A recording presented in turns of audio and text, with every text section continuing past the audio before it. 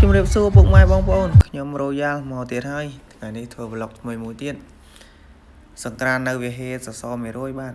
នៅឯស្រុកសំបូរខេត្តក្រចេះតោះរីករាយទស្សនាដល់ទៅ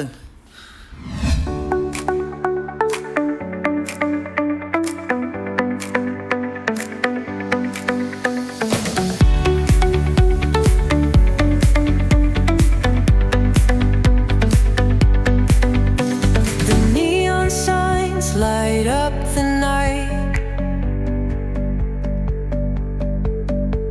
Electric hearts in a city so bright. We're chasing dreams through pixel streams, dancing shadows under glowing beams. Let the rhythm take control. Feel the beat, ignite your soul. Flash, they paint the air. Hold the moment, nothing compares. នេះគឺជាផ្លូវទៅកាន់ស្រុកសំបូរកន្លែងគោលដៅរបស់ខ្ញុំត្រូវទៅហ្នឹងគឺព្រះវិហារសសរ100បាទអញ្ចឹងយើងទៅមានផ្លូវ2មួយបត់ទៅឆ្វេងមួយបត់ទៅស្ដាំអញ្ចឹងយើងជិះតាមផ្លូវមាត់ទន្លេគឺបត់ឆ្វេងសំដៅទៅត្រង់ទៅនឹងមានផ្សារមួយតពីហួសពីផ្សារទៅនឹងឃើញព្រះវិហារធំសសរ100ជាកន្លែងទេសក្ការៈបូជា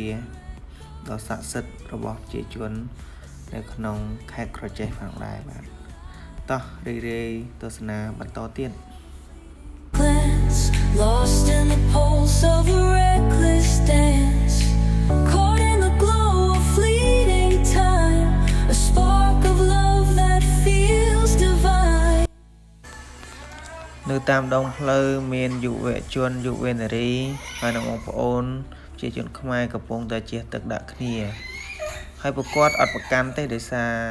ជាថ្ងៃចូលឆ្នាំហើយបងប្អូនជាច្រើនបានលេងជាធម្មតាទៅហើយមានការជិះទឹកដាក់គ្នាប៉ាត់ម្សៅអីជាដើមហ្នឹង